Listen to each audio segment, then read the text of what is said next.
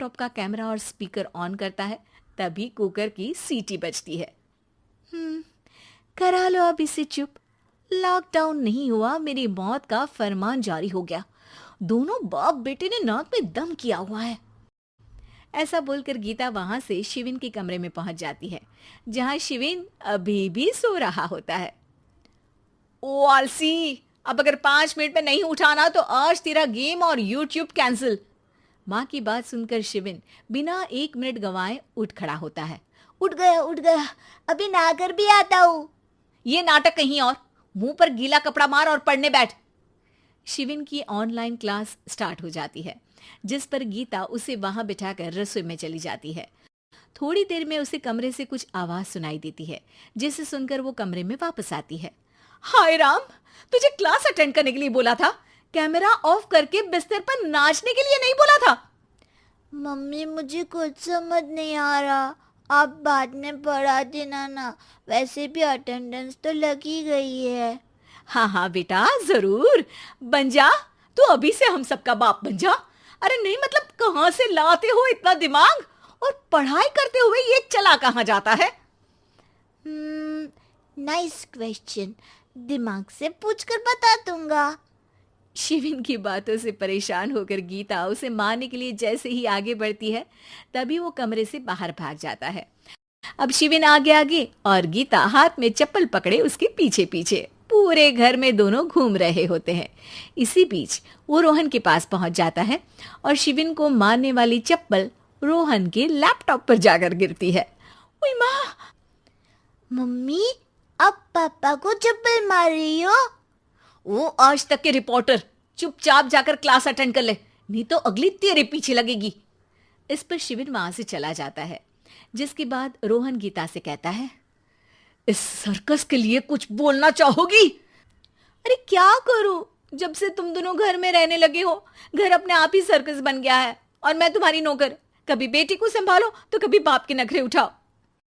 इन्हीं सब उथल पुथल में दिन बीतते रहते हैं, जिसमें हर रोज घर के अंदर कुछ नया सियप्पा खड़ा मिलता है, जो ज्यादातर शिविन और रोहन के ऑनलाइन स्कूल और ऑफिस से रिलेटेड ही होता है। एक सुबह, शिविन चल उठ, आज की क्लास जल्दी है। कैमरा ऑफ करके आप अटेंड कर लो। अरे ऐसे छित्तर पड़ेंगे, दादी नानी सब एक साथ याद आ जाएंगी। गीता की लाख मशक्कतों के बाद क्लास तो खत्म हो जाती है, लेकिन उसके बाद शिविन फोन इस्तेमाल करते हुए इंस्टाग्राम रील बनाने लगता है। रसोड़े में कौन था? तुम थी, मैं थी, कौन था? हाँ, मैं गरीब हूँ। अरे ओ गरीब के बेटे, आजा, मैं बनाती हूँ तुझे गरीब। मैं बताती हूँ रसोड़े में कौन था। पढ़ाई करने बोलो तो इनकी माँ मर जाती है, और ये पागलपंतियां जितनी मर्जी करा लो। गीता शिविन को डांट रही होती है, तभी रोहन बीच में बोल पड़ता है। अरे बच्चा ही तो है, इतना गुस्सा क्यों कर रही हो? बेटे का साथ देने की इसी एक कोशिश में अब शिविन के साथ साथ रोहन भी गीता के गुस्से की सूली पर चढ़ जाता है। अगर बेटे पर इतना ही प्यार आ रहा है तो इसे क्लास अटेंड क्यों नहीं कराते, इसका होमवर्क क्यों नहीं कराते? उस समय तो बहुत जल्दी मीटिंग आ जाती है, वो काम मैं करूं और यहाँ इस बेफिजुली की चीज में तरफदारी करके बन जाओ महान। हे भगवान, कोई तो इनके ऑफिस और स्कूल खुलवाओ, मैं इन्हें और घर में नहीं सह सकती। अरे कुछ और मांग लेती, क्योंकि तुम्हारी ये विश इस साल तो पूरी होने से रही, कोरोना। हाय नास पिटे ने जिंदगी ही बर्बाद कर दी। खाए कोई पचाए कोई, कल मुझे चुन चुन कर सबको मेरी बद्दुआ लगेगी। उन्होंने दुनिया का और इन बाप बेटे दोनों ने मेरा जीना मुश्किल कर दिया। गीता वहां से चली जाती है, जिसके बाद रोहन शिविन से कहता है, अरे तुम्हारी मम्मी इतनी भड़की हुई क्यों है?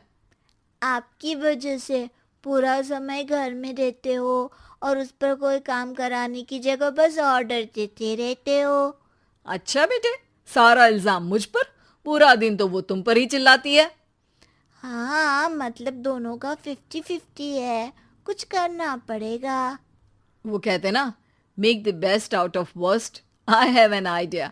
वैसे तुम्हारी माँ सही कहती है, बहुत जुबान चलाने लगे हो, कम बोला करो। अगली सुबह रोहन और शिविन अपनी गलती को सुधारने के लिए गीता के उठने से पहले घर का आधा काम खत्म कर देते हैं, जिसे देखकर गीता खुश हो जाती है